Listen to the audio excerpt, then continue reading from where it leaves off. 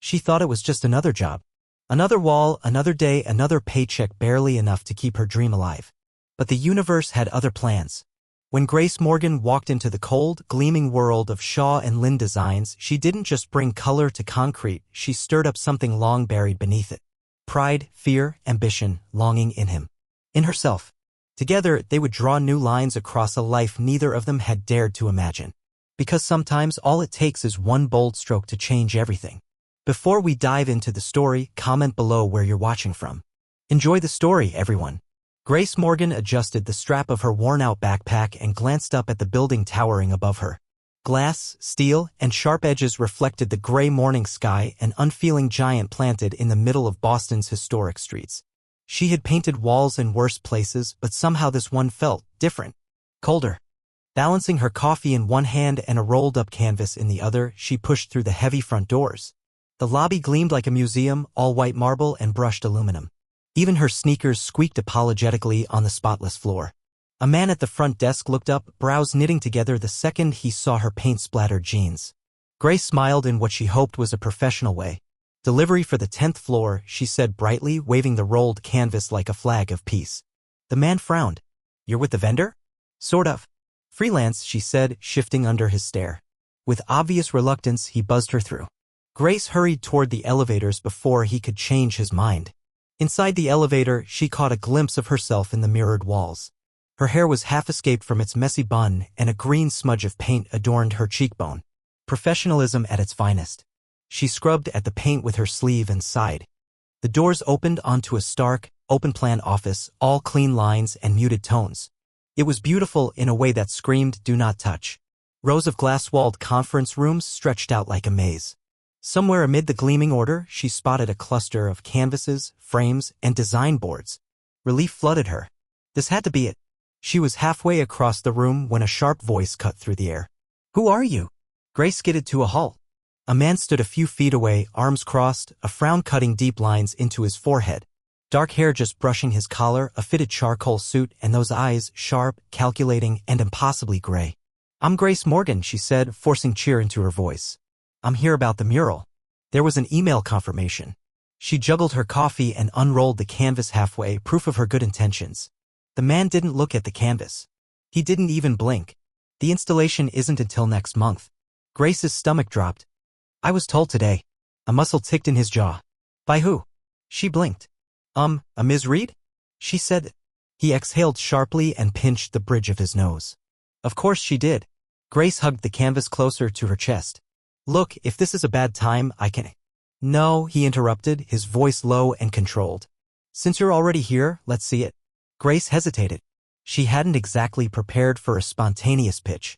Still, she spread the canvas out across a nearby table, smoothing the edges with trembling fingers.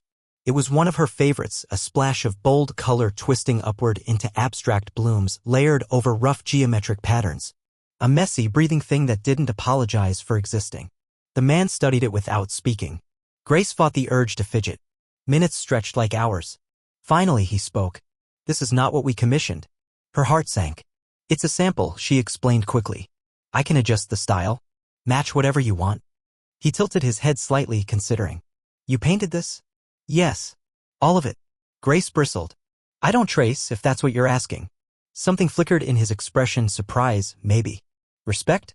He walked around the table, examining the piece from different angles. Grace noticed how he moved, precise, measured, like he didn't waste an ounce of energy.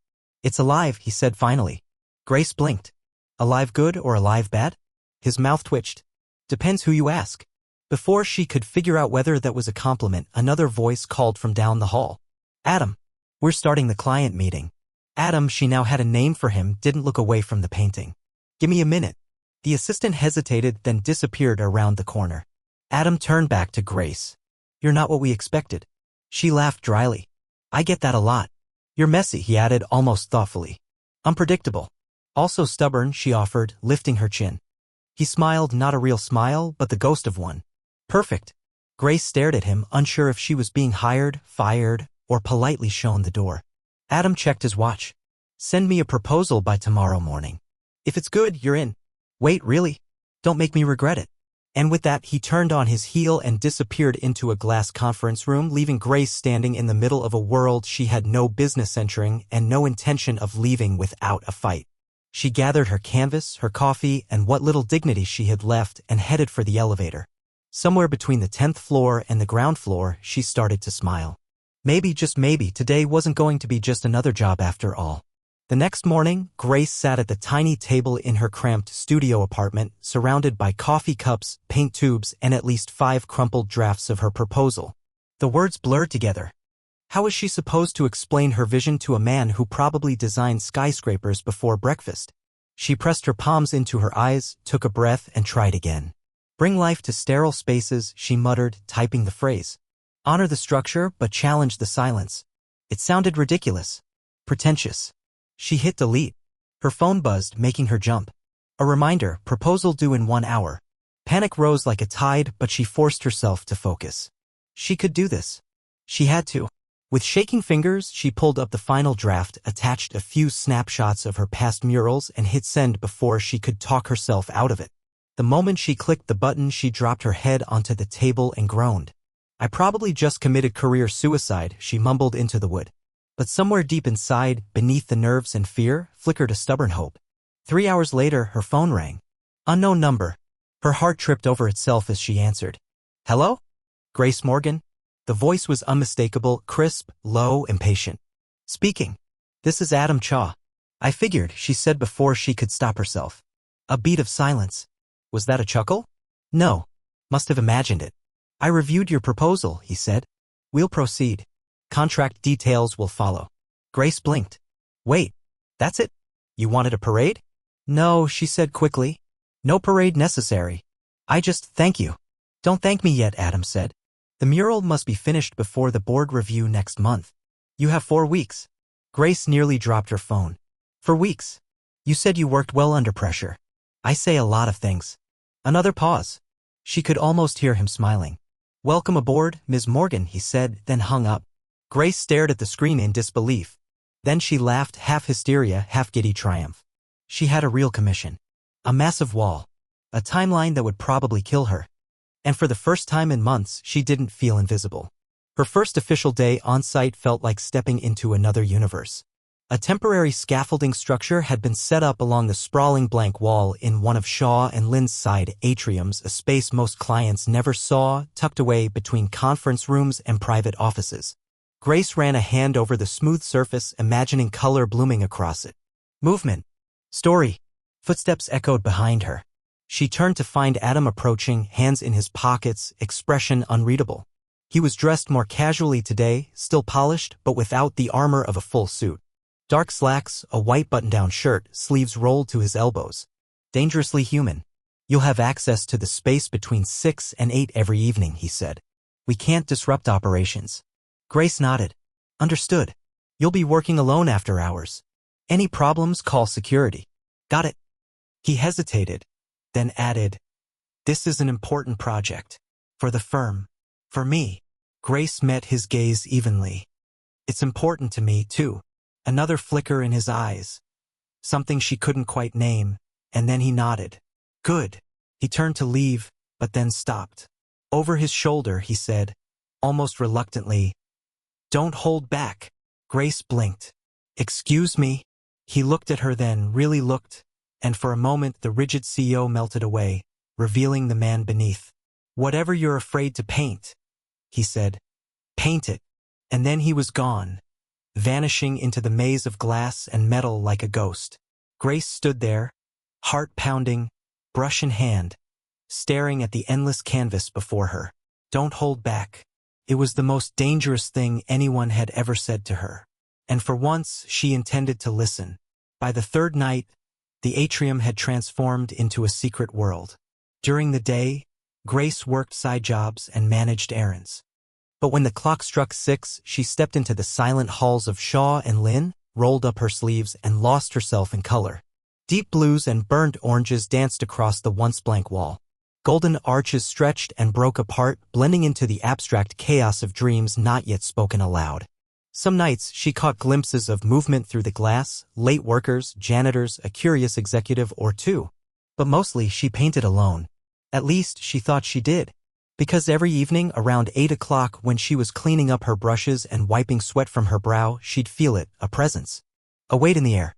And sometimes when she glanced toward the upper mezzanine, she swore she saw Adam standing there, half hidden by shadows, watching her work. He never approached. Never spoke. But he was there. And somehow that knowledge made her bolder. She painted faster. Brighter. Rawer. She wasn't just filling a wall. She was telling a story. One he hadn't asked for. One she wasn't sure he even wanted. But it was hers. And it was alive. The fourth Friday, just past midnight, she stepped back from the mural, heart hammering. It was almost done. Tired to the bone, hands covered in streaks of dried pigment. She leaned against the wall and tilted her head. The mural sprawled above her, fierce and beautiful and wild. Nothing like the polished, perfect designs that filled the rest of Shaw and Lynn. She wondered, not for the first time, if Adam would hate it. If he would hate her. A soft click of a door made her spin around. And there he was, stepping into the atrium. No jacket. No tie. Just Adam Shaw, sleeves pushed up, collar loosened, a coffee cup in hand. For a moment, neither of them spoke. Then he said quietly, "It's not what I expected." Grace wiped her palms on her jeans, bracing for the worst. "I can repaint it. If you want something." "Stop." His voice was low, almost rough. She froze. Adam stepped closer until they both stood bathed in the reflected colors of the mural. He looked up at the wild swirl of shapes and hues, his expression unreadable. "I didn't know a wall could feel like a heartbeat," he said finally. Grace's breath caught. He turned to her then, and in the strange half-light, she saw it, the walls he kept around himself, cracking at the edges. "You didn't paint what we asked for," he said. "No," she whispered. "I didn't." He nodded once, slow and deliberate. "Good." The following Monday, Grace arrived at Shaw and Lynn Designs to find the atmosphere noticeably different. People watched her now. Not overtly. Not rudely. But as she moved through the lobby and into the side corridors leading toward the mural, she felt it, curious glances, half-whispered conversations trailing behind her like smoke. Apparently, word had gotten out.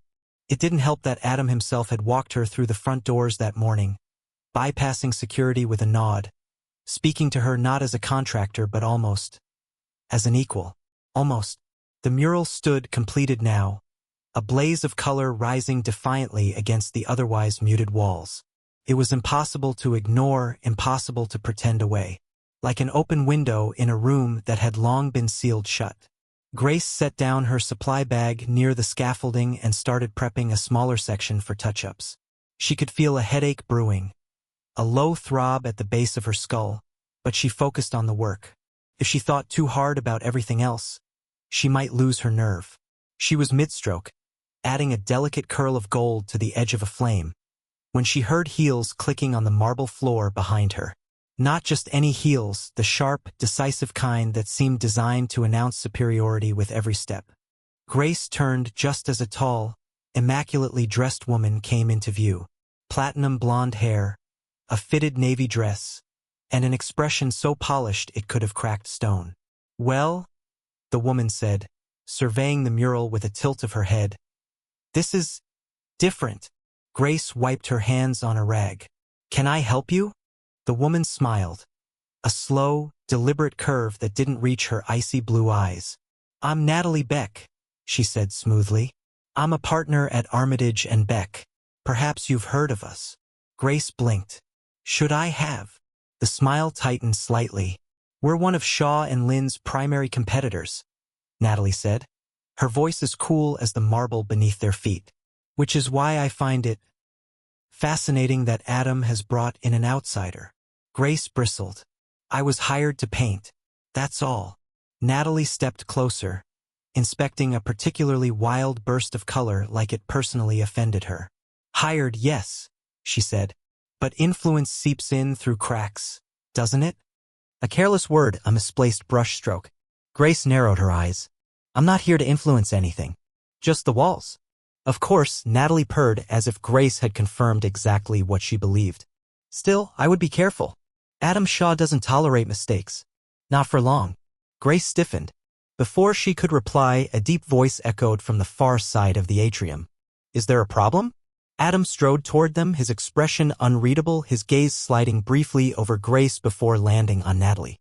"Just admiring your creative choices," Natalie said with a dismissive wave. Adam's jaw tightened, but his voice stayed cool. "Grace's work is under my direct approval." Natalie's eyes gleamed. "How very hands-on of you." There was something pointed in her tone, something that made Grace's stomach twist uncomfortably. Natalie leaned in slightly, her voice dropping low enough that only Grace could hear. "Watch yourself, darling," she murmured. "Not every favor in this building is meant to last." And with a final, razor-sharp smile, she turned on her heel and disappeared down the hall, her heels clicking like gunfire against the polished floor. Grace exhaled slowly, her heart hammering against her ribs. Adam studied her for a long moment. "Ignore her." Grace tried for a light tone. "She seems friendly." He snorted. "She's a snake. Stay focused." "Focused on what?" she asked, more sharply than she intended. Adam's mouth twisted into something that wasn't quite a smile. "On proving everyone wrong." That evening, after the building emptied, Grace found herself alone in the atrium again. Almost alone. She knew Adam was there, somewhere up on the mezzanine, tucked behind glass walls, supposedly working late. She could feel him, like a shadow stitched to her every movement. The mural was finished. There was nothing left to fix. But she lingered anyway, touching up a corner, adjusting a line, pretending to work just to stay a little longer. When she finally packed up, exhaustion settling into her bones, she caught sight of him leaning over a drafting table, a single lamp casting a halo of light around him. For a moment, she just watched him. There was something achingly human about him in that moment, sleeves rolled up, hair mussed, deep in thought. Not the unshakable CEO. Just a man trying to build something that might last. She turned to leave quietly without disturbing him, but her sneakers squeaked against the floor. Adam looked up. Their eyes locked across the atrium, suspended in a moment so heavy it stole the air from her lungs. He straightened, walking toward the railing, his movements slow and deliberate. "Grace," he said, voice low, almost hoarse. She swallowed. "I was just leaving." "You don't have to." She hesitated at the bottom of the stairs, heart racing. "Why?" Adam's hand rested lightly on the railing. "Maybe I don't want you to." Silence stretched between them, taut and fragile. Grace gripped the strap of her bag tighter, forcing herself to smile. "I have an early morning," she said, her voice too bright, too fast. Adam didn't stop her. But as she slipped through the door and into the night, she couldn't shake the feeling that something between them had shifted, subtle and dangerous as a fault line waiting to crack. And maybe, just maybe, she wasn't ready to deal with what might come next. Not yet. Maybe not ever. The next morning, Marcus Lynn cornered Adam outside the conference room. "Care to explain why the muralist is suddenly the talk of the building?" Adam didn't break stride. "Because she's good." "She's chaos wrapped in denim," Marcus said, falling into step beside him. "She's authentic," Adam countered. Marcus laughed. "Since when do you care about authenticity?" "Since her," Adam almost said. Instead, he shrugged. "Clients love it. Investors will love it. It's good for the firm." "And for you?" Marcus asked a little too casually. Adam shot him a look. "What's your point?" Marcus grinned. "No point at all. Just observations." Adam pushed open the door to the boardroom, ending the conversation. But Marcus's words lingered, an uncomfortable itch at the back of his mind. Observations. Like the fact that he thought about Grace more often than he should. Like the fact that her laughter echoed in his head long after she was gone. Like the fact that maybe, just maybe, he was starting to need her in ways that had nothing to do with business. And everything to do with the spaces she filled without even trying. 2 days later, the first crack appeared. Grace arrived at Shaw and Lynn to find the atrium roped off with caution tape. A small cluster of maintenance workers huddled around the base of her mural. Her stomach twisted into knots. She dropped her bag and hurried over. "What happened?" One of the workers, a stocky man in a neon vest, looked up with a grim expression. "Some kind of solvent. Ate right through the primer. The whole bottom section's compromised." Grace's heart dropped. She pushed past the tape, kneeling in front of the damaged wall. The colors were running, bleeding into one another like ink spilled on wet paper. Her careful lines, her bold strokes, smudged, ruined. It wasn't an accident. She knew that the moment her fingers touched the slick, damaged surface. Someone had done this. Deliberately. She stood slowly, turning to find Adam already striding toward her, fury darkening his face. Who authorized maintenance here overnight?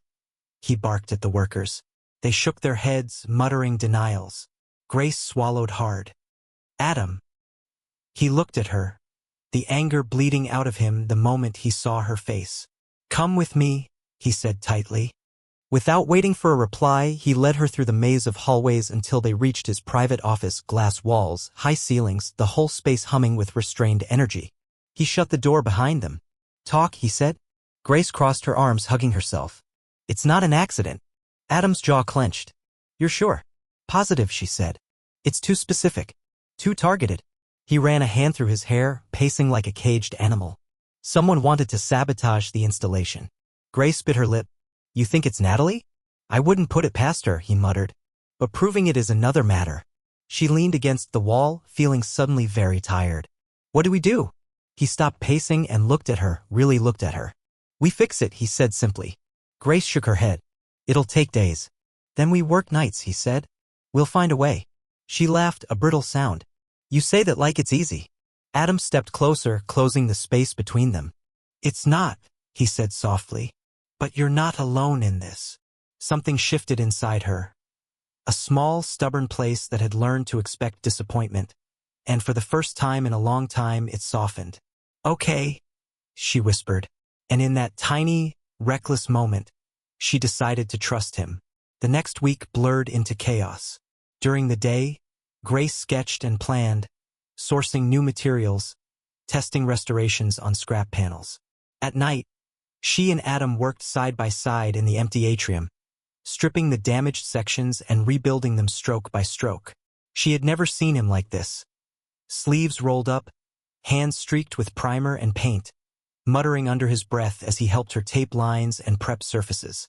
It was ridiculous. It was wonderful. It was dangerous. Because the more time they spent together, the harder it became to remember why she had built walls around herself in the first place. Late one night, after hours of work, they sat together on the floor, backs against the wall, sharing a stolen pizza and 2 cans of flat soda. Grace pulled her knees up to her chest and looked over at him. Why are you really helping me? She asked. Adam wiped his hands on a napkin, considering. Because this matters, he said.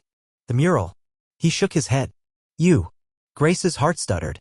You don't even know me, she said quietly. I know enough, he replied. Silence settled between them, not uncomfortable, but heavy with the things neither dared to say.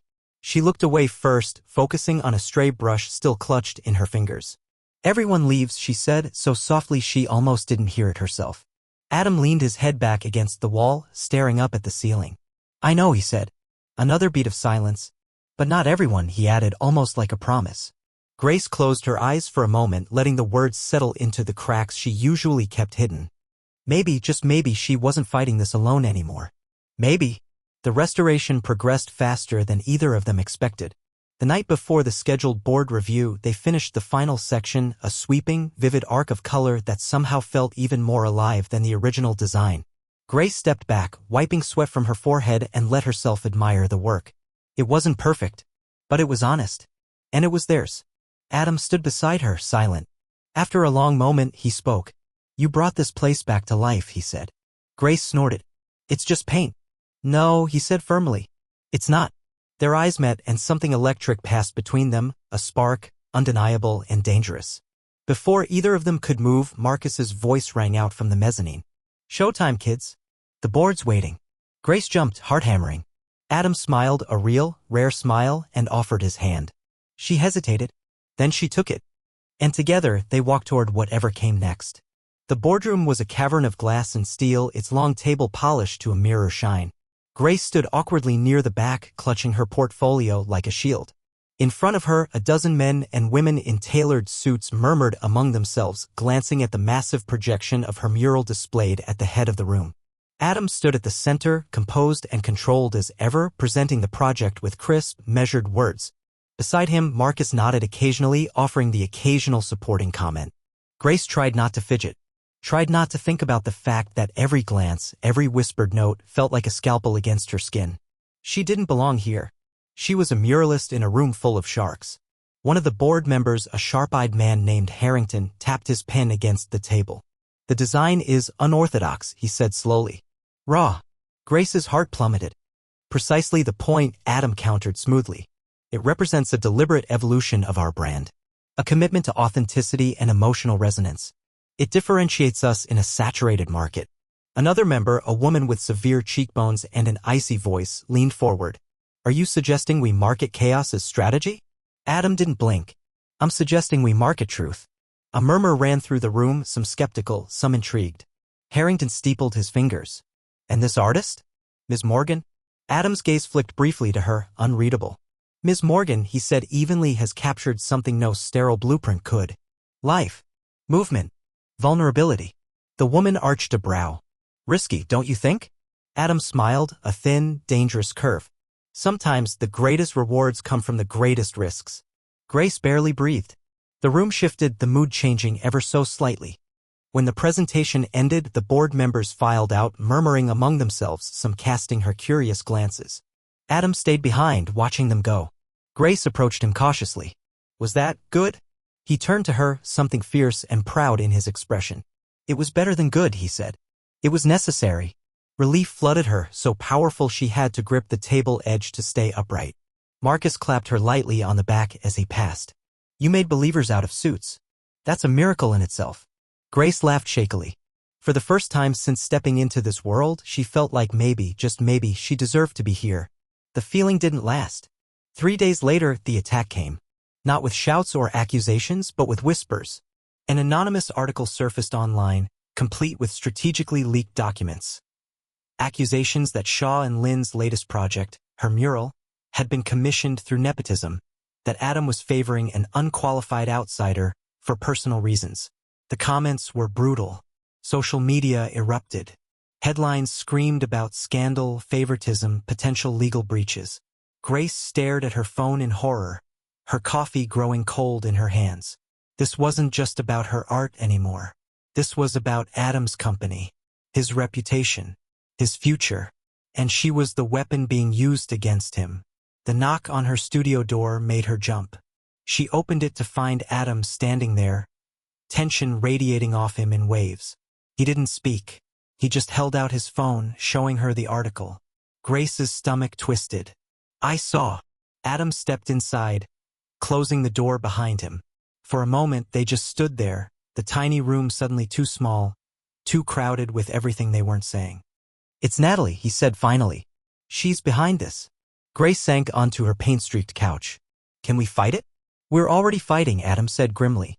But it's going to get worse before it gets better. Grace buried her face in her hands. I didn't mean for any of this to happen. I know, he said. Silence. Heavy. Crushing.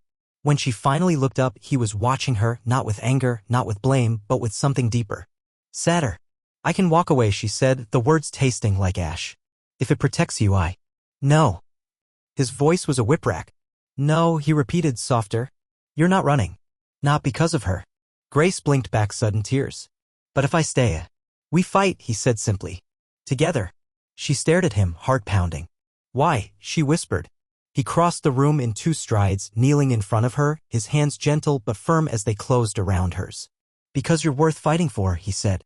The words shattered something inside her, something small and scared that had spent too long believing the opposite. And in that moment, she realized she wasn't alone anymore. Not really. Not ever again. The days that followed were a storm. Lawyers. Press statements. Endless meetings. Grace tried to stay out of the way, focusing on her work, her art, anything to keep from drowning in the noise. But every time the doubt crept in, every time she wondered if she was dragging Adam down, he was there. A hand at her back. A quiet word. A fierce look that said, I believe in you. It was more than loyalty. It was trust. And it terrified her. Because if she let herself believe in him, and lost it. She didn't know if she could survive that. One night, long after the building emptied, she found herself standing in front of the mural again. The colors pulsed in the dim light, alive even in the silence. She traced a fingertip over one swirling line, feeling the heartbeat of it beneath her skin. You saved this place, a voice said behind her.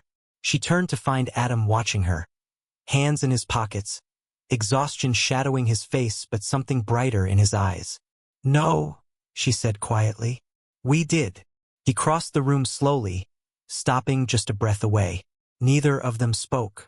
The air between them crackled. And then, carefully, deliberately, Adam reached out, tucking a stray lock of hair behind her ear. His fingers brushed her cheek, lingering just a moment too long. Grace's breath caught. "I don't want to pretend anymore," he said, voice low and rough. "Neither do I," she whispered. And when he leaned in, slow, giving her every chance to pull away, she didn't. She met him halfway. The kiss was nothing like she expected. It wasn't frantic or desperate. It was slow, certain, a promise written in the spaces between heartbeats. When they finally pulled apart, Adam rested his forehead against hers, breathing her in like he was afraid she might disappear. "I'm not letting you go," he said. Grace closed her eyes, feeling the truth of it settle into her bones. "Good," she whispered, "because I'm not letting you go either." The weeks that followed were a slow but certain battle. Shaw and Lynn weathered the storm. The board, initially shaken by the scandal, rallied behind Adam's leadership after an internal investigation cleared them of any wrongdoing. Natalie Beck's involvement was exposed, emails, deleted messages, backdoor deals, all laid bare under the harsh light of legal discovery. She resigned from her firm in disgrace, her empire crumbling faster than the lies she had built it upon. Grace watched it unfold from a cautious distance, knowing better than to trust victory too soon. But Adam never faltered. He stood beside her through every meeting, every accusation, every whisper of doubt. And little by little, the world around them began to shift. Clients returned. Projects resumed. The mural, once a symbol of controversy, became an icon of resilience, featured in magazines, whispered about in design circles, admired by those who once doubted. Grace's name was no longer a liability. It was a mark of courage, a mark of truth. And through it all, Adam stayed, not just in the public eye, but in the quiet moments, too, the ones no one else saw. When she woke up terrified after a nightmare and found him already sitting beside her. When he brought her takeout dinners at the studio because he knew she would forget to eat. When he kissed the paint off her fingers without a word, as if he was memorizing every shade of her. He stayed. And somehow, impossibly, she began to believe that she could stay, too. On a bright spring afternoon, they stood together in the middle of a new project site, an abandoned community center slated for restoration. Adam walked slowly through the cracked halls, his hand brushing over the peeling walls. "This place has good bones," he said. Grace smiled. So did the mural. He glanced over his shoulder at her, a warmth in his eyes that still made her breath hitch. "I want this to be our next project," he said. "Yours and mine." Grace blinked. "Like, professionally?" He chuckled. "Professionally. Personally. However you want it." Her heart thudded. "You're serious?" He turned fully toward her, stepping close enough that she could see the flecks of silver starting to thread through his hair. "I'm serious about you, Grace," he said quietly. "About us. About building something real." She searched his face, finding nothing but truth there. The same truth she had painted into that first reckless mural without even knowing it. Grace reached for his hand, lacing her fingers through his. "Then let's build it," she said. "Together. Always." Months later, as the sun set over the city, casting gold across the new mural blooming on the side of the community center, Grace leaned against Adam's shoulder, watching their future take shape. It wasn't perfect. It wasn't easy. But it was real. And for the first time in a very long time, Grace Morgan wasn't just surviving. She was living, boldly, bravely, unapologetically. And beside her, Adam Shaw smiled. A man who had built skyscrapers, conquered boardrooms, but who had only just begun to understand what it meant to build a life worth living. With her. Only with her.